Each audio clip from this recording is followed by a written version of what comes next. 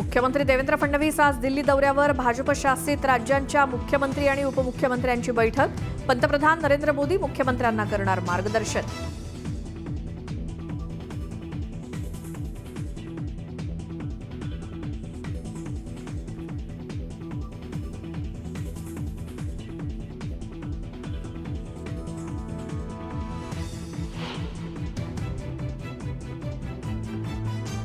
महायुतीच्या कोल्ड वॉरवर दिल्लीतल्या बैठकीत चर्चा होण्याची शक्यता, तर रायगड आणि नाशिकच्या पालकमंत्रीपदाचाही तिढा सुटण्याची शक्यता.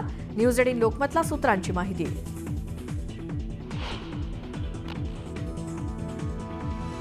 रेखा गुप्ता होणार दिल्लीच्या नव्या मुख्यमंत्री, तर परवेश शर्मांच्या गळ्यात उपमुख्यमंत्रीपदाची माळ. आज रामलीला मैदानावर पार पडणार शपथविधी सोहळा.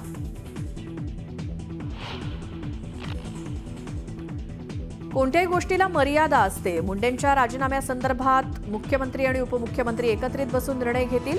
भरत गोगावलेंचं सूचक विधान.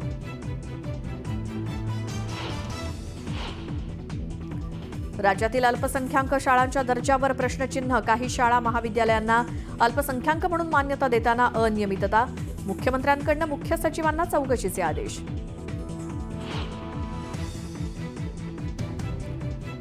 आग्रा किल्ल्यावर मुख्यमंत्री देवेंद्र फडणवीसांनी घेतली आईची शपथ. ताजमहालापेक्षा भव्य शिवरायांचं स्मारक उभारण्याचं दिलं आश्वासन.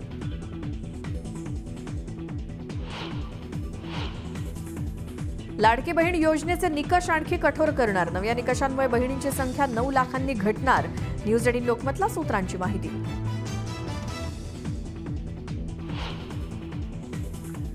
दहा हजारांची वर्गणी नाकारल्यामुळे बार चालकाला मारहाण. नवी मुंबईच्या कोपरखैरणीतील घटना. मारहाणीचं सीसीटीव्ही फुटेज समोर. 4 गुन्हा दाखल. पुण्यात जीबीएसचा धोका वाढला. जीबीएसमुळे आणखी 2 मृत्यू, तर मृतांचा आकडा पोहोचला 11 वर.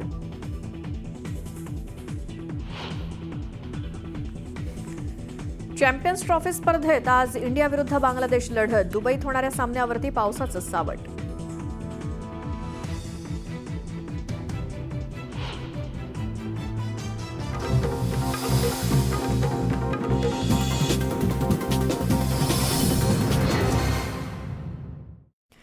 सुरुवातीला एक महत्त्वाची आणि सविस्तर बातमी, ती म्हणजे डोंबिवलीमध्ये 65 इमारतींवरती तोडक कारवाईचं सावट निर्माण झाले. आणि धक्कादायक बाब म्हणजे महारेरासारखं नियामक प्राधिकरण असताना सुद्धा अनधिकृत इमारती उभ्या राहिल्या. कशा पद्धतीनं अब्जावधींचा घोटाळा करण्यात आला, बघूयात एक रिपोर्ट.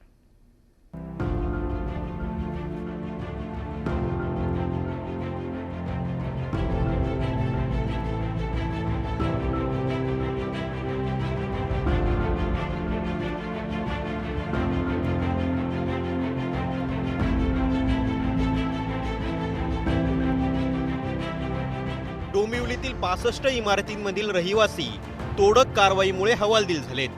या रहिवाशांना हायकोर्टात कोणताही दिलासा मिळाला नाही. इमारतींचा रेरा नंबर आणि कागदपत्र पाहून रहिवाशांनी फ्लॅट विकत घेतले होते. मात्र आता झालेल्या फसवणुकीला जबाबदार कोण, असा प्रश्न निर्माण झालाय. या प्रश्नांची उत्तरं शोधताना धक्कादायक माहितीची मालिकाच हाती लागलीय.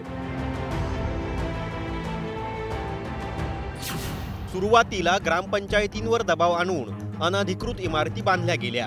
पालिका अधिकाऱ्यांना हाताशी धरून अनधिकृत इमारती बांधण्यात आल्या. परिणामी फसवणूक टाळण्यासाठी महारेरा कायदा आणला गेला. मात्र हा महारेराच महाघोटाळ्याचा आधार ठरला. कारण महारेरा आणि महानगरपालिका यांच्यात तांत्रिक समन्वय नव्हता. समन्वय नसल्याचा फायदा बिल्डर लॉबीने घेतला. महानगरपालिकेचे स्टॅम्प, मागील तारखांचे स्टॅम्प पेपर, अधिकाऱ्यांच्या सह्या, बोगस 7/12 तयार करून ती महारेराच्या वेबसाईटवर अपलोड करण्यात आली. ती कागदपत्र खरी मानून महारेराने अनधिकृत इमारतींना रेरा नंबर दिला. महारेरा नंबर मिळाल्यानं अनधिकृत इमारतींना ग्राहक मिळू लागले. सुरुवातीला काही इमारती उभ्या केल्यानंतर हळूहळू तब्बल 65 इमारती उभ्या राहिल्या.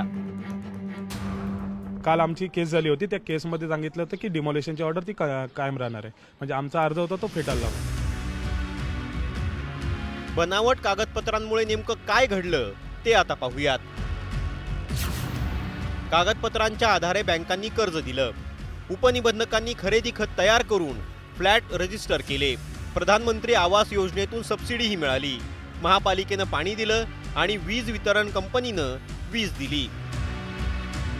म्हणजेच महापालिका आणि बँका यांनी परवानगी दिल्यामुळे ग्राहकांनी फ्लॅट्स खरेदी केले।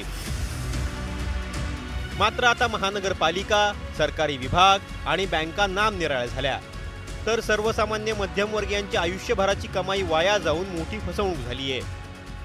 कुठल्याही बांधकामाला, इमारतीला बांधकामासाठी कर्ज देत असताना नेमकं काय बघितलं पाहिजे, स्वतःचा एक आर्किटेक्ट कसा नेमला पाहिजे आणि संपूर्णतः त्या जागेच्या टायटलची खात्री पटल्याशिवाय कुठल्याही बँकेने कर्ज देऊ नये असे स्पष्ट आदेश या रिझर्व्ह बँकेने या सर्व बँकांना दिलेले आहेत।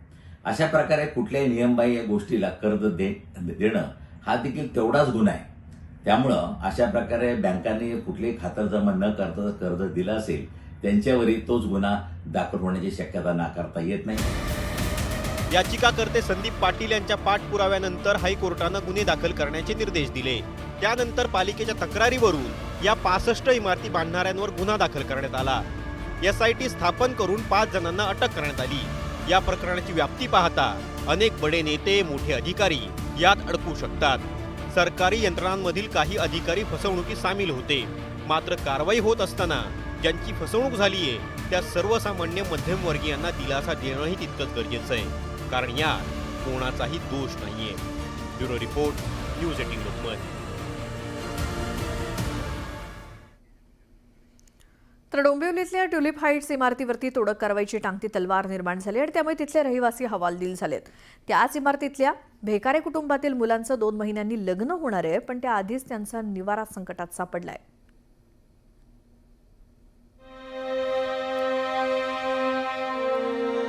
मुलाच्या लग्नासाठी नंदकुमार भेकारे आणि नंदिनी भेकारे यांनी बस्ताही बांधला होता। 30 एप्रिलला मुलाचं लग्न असल्याने लग्नाच्या पत्रिका आणि बस्ता घरात येऊन पडलेला आहे। मात्र हेच घर अनधिकृत असल्यामुळे त्यांच्या डोळ्यात आता अश्रू आले। पण चटणी मीठ खाऊन घरी राहू, पण लोन आम्ही फेडू असा आम्ही विचार केलेला। लग्न कार्यामुळे घरात असलेलं आनंदाचं वातावरण पालिकेच्या नोटिसीमुळे लयाला गेलं। नंदकुमार भेकारेंनी मेहनतीने पैसे जमवून आयुष्यभराची कमाई या घराच्या खरेदीसाठी गुंतवली होती। आता आमच्यावर मोठं संकट निर्माण झालेलं आहे। माझ्या मुलाचं 30 एप्रिलला लग्न आहे आणि आमची आता मी गावी असतो, माझा मुलगा, मी आज माझ्या मुलासाठी माझा एक मुलगा असल्यामुळं माझ्या मुलासाठी मी माझ्या मिसेसला आज 6 वर्ष इथे मी पाठवलेलं आहे। ट्युलिप हाईट्समध्ये घर घेऊन भेकारे कुटुंबाला 3च वर्ष झाली आहेत। हेच घर आता निवारा देणार नाही या कल्पनेने लग्न घरातील आनंदाला ओहोटी लागली आहे। आम्ही आता सरकारलाच विनंती करतो, आता आम्हाला जे घर निघड करायला करून द्या अशी आमची एवढीच विनंती आहे। आमचं घर वाचवा। एवढ्या जणांनी आम्ही घरं वगैरे सगळ्यांनी म्हणजे प्रायव्हेटमध्ये सगळे कामालाच आहेत, त्यांचा हेच विचार आहे, आम्हाला फक्त हे घर वाचवून द्या। भेकारे कुटुंबाप्रमाणेच ट्युलिप हाईट्स मधील प्रत्येक रहिवाशाची व्यथा आहे। आमची काही चूक नसताना आम्हाला भुर्दंड का असा प्रश्न इथले रहिवासी उपस्थित करतात। आम्ही रस्त्यावरती आलोय, पण बिल्डर, KDMCचे अधिकारी आणि राजकारणी यांच्यावरती कारवाई का केली जात नाही असा प्रश्न रहिवाशांनी उपस्थित केलाय। अजित मांढरे, न्यूज 18 लोकमत, डोंबिवली। तर कल्याण डोंबिवली महापालिकेच्या हद्दीमध्ये बांधण्यात आलेल्या 65 बेकायदा इमारती येत्या 3 महिन्यात जमीनदोस्त करण्याचे आदेश उच्च न्यायालयाने दिलेत आणि त्यामुळे मध्यमवर्गीय फ्लॅटधारक संकटात सापडलेत। फ्लॅट खरेदी करताना कोणती खबरदारी घ्यायला हवी, बघूयात हा रिपोर्ट।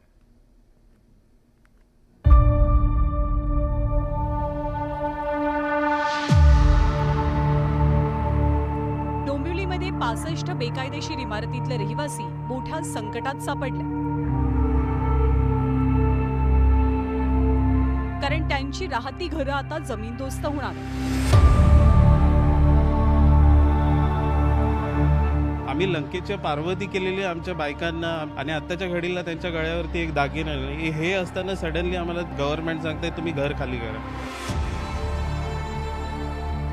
सगळं जमीन जुमळे विकून गावाला पण जायची लायकी नाही आमची झाली। आमच्या डोळ्यात पाण्याशिवाय काहीच नाही। अनेकांनी स्वतःच्या घरासाठी त्यांच्या आयुष्याची कमाई गुंतवली।